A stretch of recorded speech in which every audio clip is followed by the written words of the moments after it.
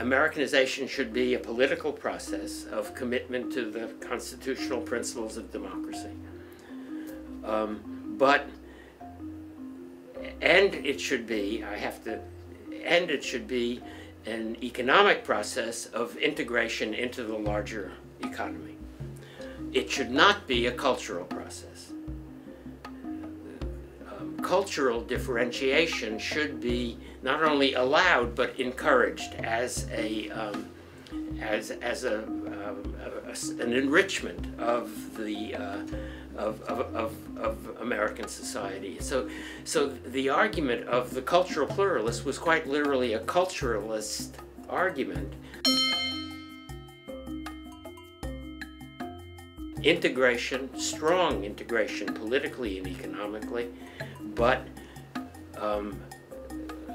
allowance for cultural difference, which meant churches, parochial schools, cultural societies of all sorts were encouraged. And then there were these fierce arguments about whether the state should pay for these, should subsidize cultural pluralism. And by and large, the American state has not done that, except in very, very indirect ways. For example, by giving tax-exempt status to schools and churches. They don't get subsidies from the state, but they also don't pay taxes to the state, which is in fact the kind of subsidy.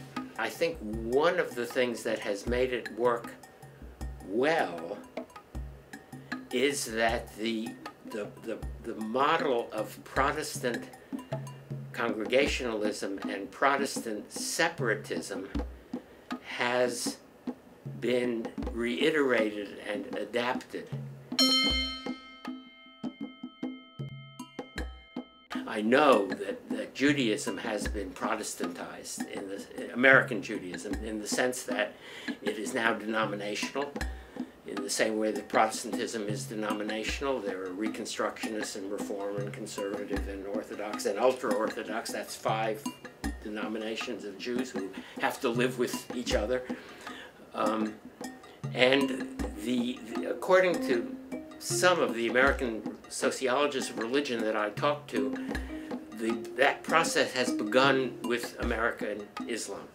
That is, the Protestantization of the mosque, or the turning of the mosque into an American congregation, with a men's club and a ladies' auxiliary and all of the paraphernalia of an American Protestant congregation.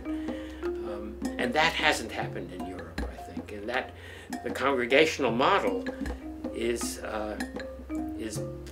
with each one has its own adaptation of that model, but that model, I think, has been enormously helpful in the accommodation of religious difference in the United States.